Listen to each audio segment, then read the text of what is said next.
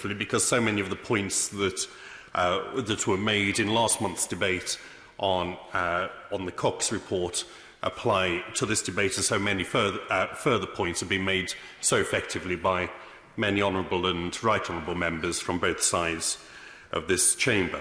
As the honourable gentleman for Glasgow North said earlier, many of the findings that Gemma White makes and the evidence that she was presented with was simultaneously shocking but sadly unsurprising. And it is with sadness that we must reflect on that and look at what measures we can take to ensure that those who work for us, those who work with us, those who support us and allow us to perform our functions as representatives here in Parliament can be sure that they're treated with respect, with dignity and with basic decency that we would expect any other employer in the country to follow. Gemma White's report, the basic issue comes down to the balance between the role of individual MPs, the extent to which we are independent members and independent employers, and the extent to which we are part of a collective.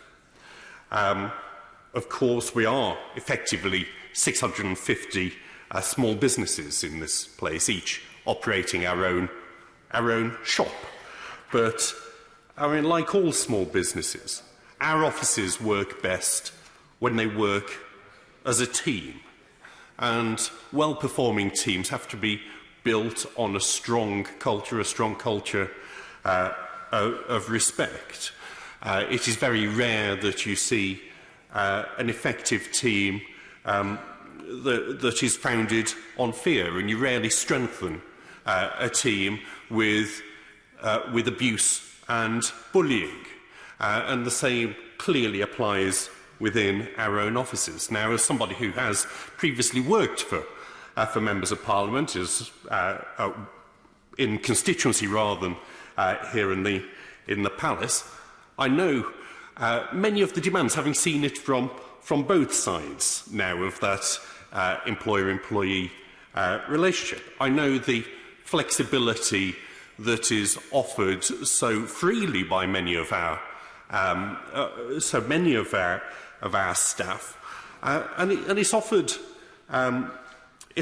so freely because, as I've already said, they do usually see themselves and ourselves as part of the team, with a common endeavour, who are working in the same direction for the benefit of the same constituents to achieve the same things. And I think in a good environment, when it is working properly, I know I was very happy to go well beyond what I was contracted to, never felt pressured to do work, and whether it was the kind of work that has been referred to and was referred to by Gemma White of personal nature, in terms of making sure that MPs' wider parliamentary activities and life are functioning smoothly. But we must also be mindful that, as other honourable members have said, that there is a risk. There is a risk that the flexibility that we value so much can be taken advantage of, and not always consciously.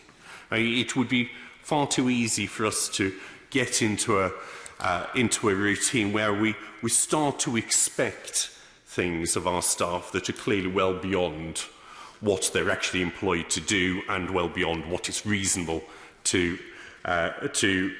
expect them to do. So it is important that, as members of Parliament, we are autonomous. As Gemma White recognises, there is a need for MPs' office structures to differ, to reflect the needs of each different member.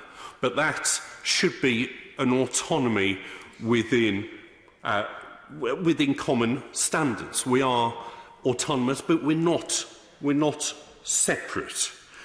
We as members cannot allow ourselves to become effectively chiefs of our own fiefdoms, the judge, juror and executioner of our own parliamentary office.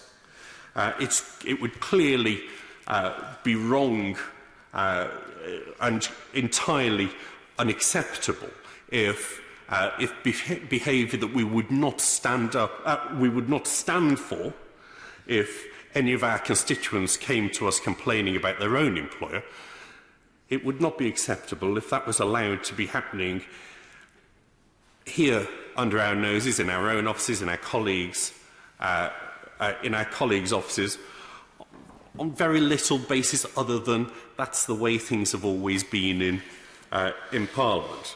So I think there is a need, whilst respecting the autonomy of parliamentary offices, as Gemma White's report does, to make sure that the common standards, the common framework for protecting our employees' rights and decency and dignity at work are protected, whoever they happen to work for.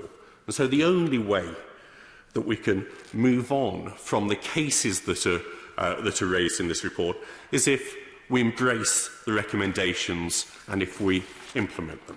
If we establish those common standards and those practices across this House, regardless of member or staff members' length of service or apparent seniority or junior position, like those in other public sector workplaces. We need to make sure that there is a properly resourced HR department that can support our staff as well as us as employers.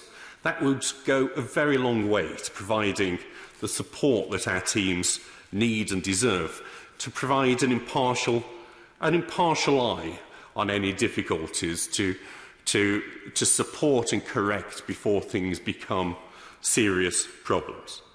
And so we should all of us in all parts of this House, come behind this report and invest all the time and effort that is needed to make sure that we end the culture of harassment and bullying that has clearly been common in only a small number, but still far too many cases in parliamentary offices in recent years. As I said, we would expect any employer in our constituencies to be following these standards of decencies. We need to set that example and to lead. Thank you, Madam Deputy Speaker. I'm sure none of us thought we would be surprised